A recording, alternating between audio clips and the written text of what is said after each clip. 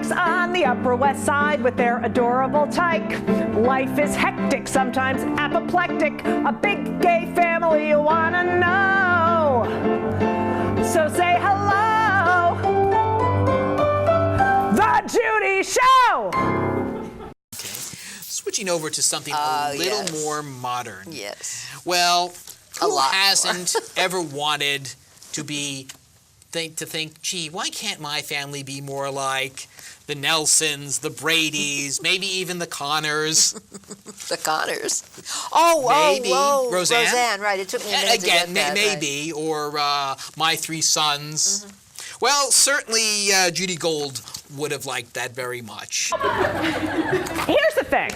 The thing about these families was that they communicated. The Waltons. Remember the Waltons? No birth control? This family communicated a little too much. Every episode, they'd ended the same way.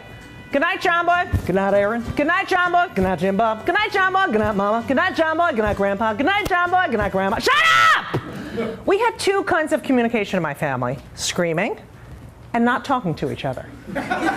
And in fact, her one-woman show, My Life as a Sitcom, is not so much her life as a sitcom, although she does tell us about her life from start to present, but how she would have liked it to have been more of and how she'd like to have a sitcom. Well, it's funny, you said something to me about this one, because we went to see this one together, which we don't always do. And you said, I mentioned that I remembered on Saturday Night Live that Gilda Radner had called her show The Judy Show. Oh, really? She did. She said, "This is the Judy Show, and I'm Judy Miller," and she sang this silly little song. So it's funny to me that she didn't use that, because it would have been so perfect to use that as part of the Judy Show. Right. But, well, basically, Judy grew up with a Jewish family in New Jersey, daughter of Holocaust survivors, and she according to her, she didn't have a great life growing up. She gets a lot of digs in on her parents, which honestly sound cruel at some point. She tells she had a problem with headbanging. She shows us this picture of her as a baby rocking back and forth, which doesn't look so bad in the clip, but apparently was a problem.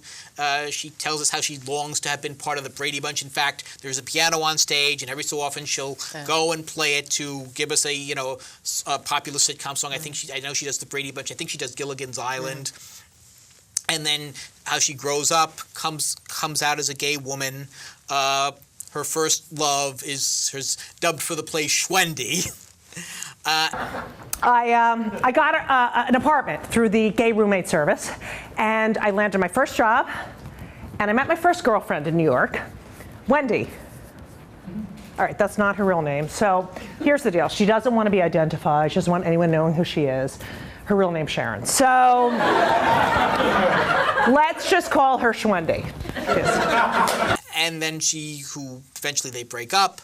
And then Judy tells how she pitches her sitcom to various networks, with inevitably she is asked, is this going to be an animated project? I want to do a sitcom about a real gay family, like the sitcoms I watched growing up, with my parents. I'd watch them. I'd learn things. I learned about abortion from Maude. I learned about the war and racism from All in the Family. I learned about divorce from One Day at a Time. I learned about poverty from Good Times. I learned I could even have a career from Mary Tyler Moore. Back to the Judy Show. This is the Judy Show. And this poor woman who so desperately wants to be on television, she pitches basically the sitcom as a version of her life, which is basically a lesbian with a lover and 2 children. Oh, and wait a minute. She's a 6'3" lesbian. Jewish lesbian. I was going to say observant Jewish Not lesbian. Really. She says, well, she calls herself an observant Jew. I don't know, Jewish lesbian with 2 teenage boys. It's not exactly the family around the corner, but then again, you have several modern problems or modern family, whatever that is on, which has a gay couple with children. Oh yeah, but the height of the irony is when she's rejected by a gay network because the show isn't steamy enough. Yes. That was ironic. She tells jokes. She has 3 screens, which I didn't understand because she puts the same thing on each screen. Right. Maybe I just thought, for better viewing depending on where you are in the it's theater. a tiny theater. It's at the DR2 theater. It's a little bit of a theater, and 1 screen would have been sufficient. I didn't understand that. I loved the look like wallpaper, and it was wallpaper of all the different old yes. shows. The Brady Bunch included, Right. and the Partridges, and all of Right. those were up there. It was fun. It was a fun evening. You know, it didn't hurt anybody. Yeah, it was, it was fun. Again, at times, I thought she was a little cruel to her. Yeah, well, I just couldn't laugh at certain things. Like when she was talking about her parents, like certain fears that they had. I said, well, yeah, these people lived through the Holocaust, so maybe they're going to be a little... Yeah, but the second generation children of Holocaust survivors, look at Mouse, for God's sakes. I mean, it's so interesting to me. That's more a serious take. Because and as his mother committed suicide. The survivors themselves are frightened people for the most part. Right. And then they put those fears onto their children. And the children react. that is sitcom material? No, but the children react differently. Judy has chosen to laugh at it. And she's chosen to make jokes about it, and I think that's her protection against it. Maybe Art Spiegelman, who did Mouse, but to me, I just couldn't laugh at her parents. I understand. And at times I couldn't even laugh at her because Yeah. at one point she says, "I've always wanted to be in a bunk bed because the babies were in bunk beds," and she The finally gets a bunk bed when she goes to camp, and she falls off. But that's I almost felt sorry for her. But no, that's the joke. That's the And- setup and the joke. yes, I know that's the She setup probably and the didn't joke. fall off. She probably made up the joke to make it a joke. But Anyway, no, I don't know. I found it to be humorous. And as a Rutgers University alumni, I did take issue with the fact that she shows all these beautiful college campuses, and then she shows Rutgers as this sign exit on the New Jersey Turnpike. Okay. Judy, you're a Rutgers graduate. You know that campus is much nicer than that. I'm obviously going to give this one a higher grade than you are.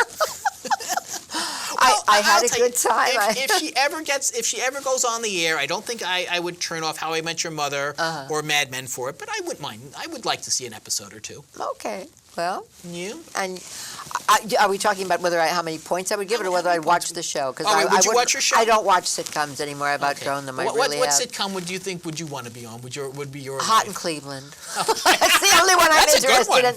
That's the one I'd want to be part of. That's Okay. the only one. I find that Yeah, very I think funny. you'd fit in very nicely. Thank with you that very crowd. much. I appreciate that. Yes. Anyway, numbers, I would give it a 4. I had a Really? good time. I enjoyed myself. I laughed. I didn't cry. Okay, I give it closer to a 3.2. Did you ever see her other show? No. She did one about becoming a mom, and that was also very interesting. She kind of minds her own life for her material. Right, which is fine, Which is, very that's good. how a lot of great art. Right. Look, you look at a lot of great TV shows, and that's exactly how they do it. Absolutely. Cosby, for example. Okay.